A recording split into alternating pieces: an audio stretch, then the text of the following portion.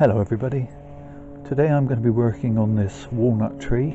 I've had it a very long time, and for the longest time I actually mistook it for an ash tree, which is a little bit embarrassing, but hey ho, we all make mistakes. Hence that's the name of the playlist that this tree makes up. It's whoops, it's not an ash, it's a walnut playlist, something along those lines. I nearly lost this tree last year. There was a large section here which completely died back, and on investigation turned out that I'd got the dreaded vine weevil, and it had eaten most of the roots away. So I got it out of the pot that it had been in and washed the roots and got it into this small little flower pot as a kind of emergency measure. Like I say, washed the roots and then treated everything with nematodes. And honestly, I thought this tree had died, but it kept going through the winter. Kept going through the summer, and seems to have come through the winter in one piece, which is nice. So what I want to do now is I want to get it out of this pot and inspect the roots, and if possible I'm going to get it into a shallow seed tray to continue its recovery. So let's do that. Okay, let's get it out of the pot. Very gently put away, and we'll see what the root system looks like. I have to be very gentle because, as I say, it had very little root left after the vine weevil attack. But what I'm seeing is some fine fibrous roots, which is a good sign.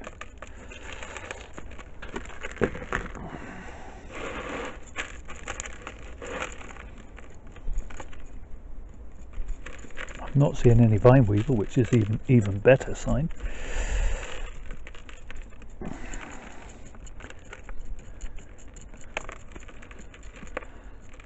As you can see, it's put my hand over the side. It's quite a chunky tree. I've had it a long time, and I really would have been absolutely gutted to lose it. There's a slug in there and a bunch of wood lice and some earwigs. Now, those are all things I can live with, although not the slug so much. What I don't want to see is those terrible little vine weevil.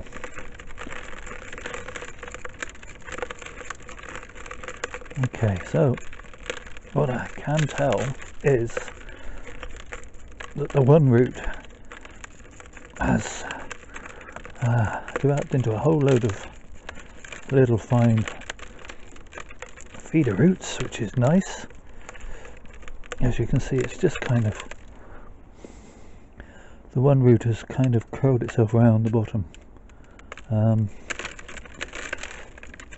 it's never going to have a utterly fabulous nabari, this tree. In fact, I don't know how well you can see that, far from it. I don't know if I will ever get root coming from this part of the tree, and I don't think I'm going to get it back into a shallow pot anytime soon. However, I am encouraged that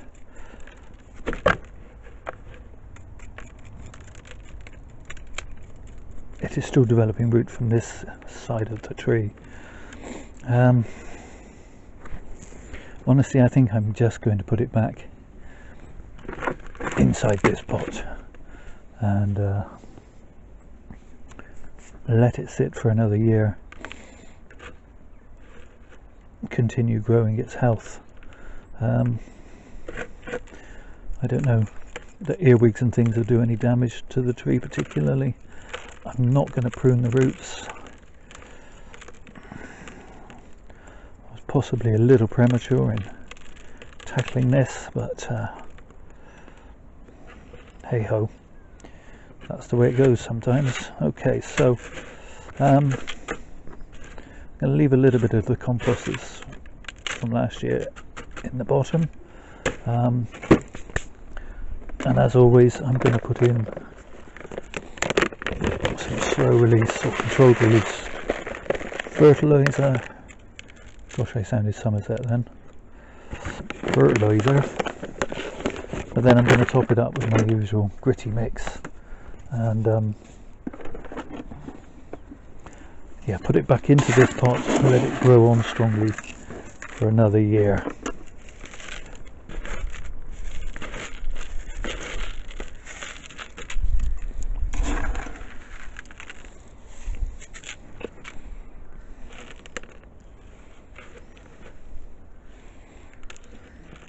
I'm going to plant it deeper in the pot than it was, but I'm not going to fill the pot up, if that makes sense, so it will still have a shallower root run, if that kind of makes sense.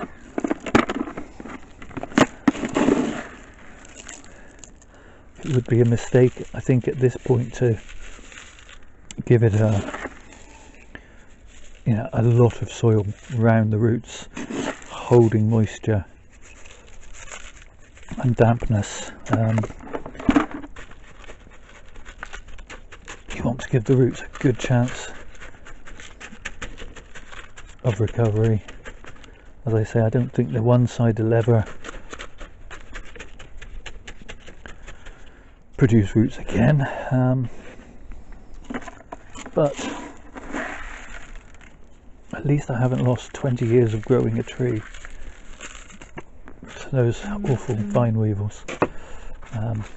As I say, I have used nematodes now for the last 2 springs and the last 2 winters, and so far this spring I haven't come across any vine weevil at all in any of my potted plants, so that's a good sign. Some of the plants in the front garden, I've noticed there are notches out of some of the leaves of some of the rhododendrons in pots in the front garden, which they're not destined to be bonsai, but they could be harbouring vine weevils, so I'm going to treat everything again this spring, probably next month, or this month, April, with nematodes, just to try and keep them at bay. There's nothing worse than a beautiful tree and you don't know that there's anything wrong with it until it kind of falls out of the pot because the little blighters have eaten all the root.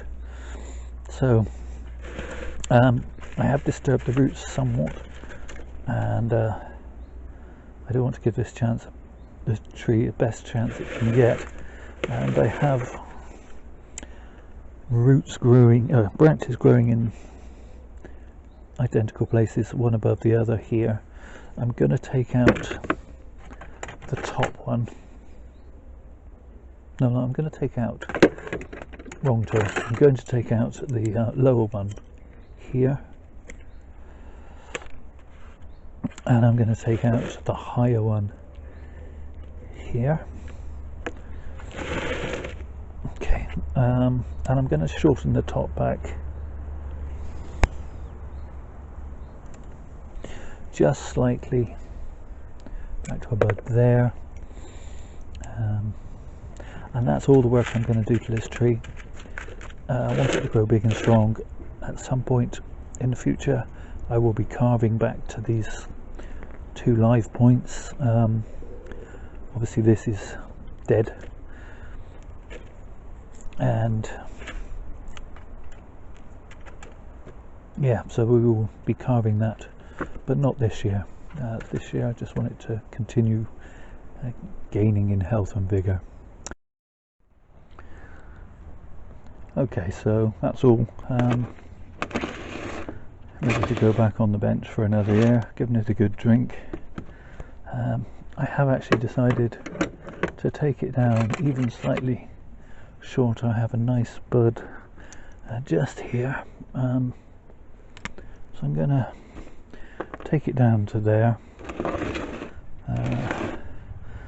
as you can see, the size, if I put this old drinks can next to it, the trunk is almost the size of a drinks can. So yeah, it would have been a terrible shame to lose it, but I think I've saved it, fingers crossed, and we will see. I will post whether it lives or dies, perhaps next autumn, maybe it won't be until next spring. I'll probably look at the roots again next spring and make a further decision about whether to try and squeeze it into a narrower pot. I think perhaps it needs to go into a deeper bonsai pot than a seed tray is. So yeah, we'll come back and look at it and note its progress. Thank you all for watching, and please do take care of yourselves.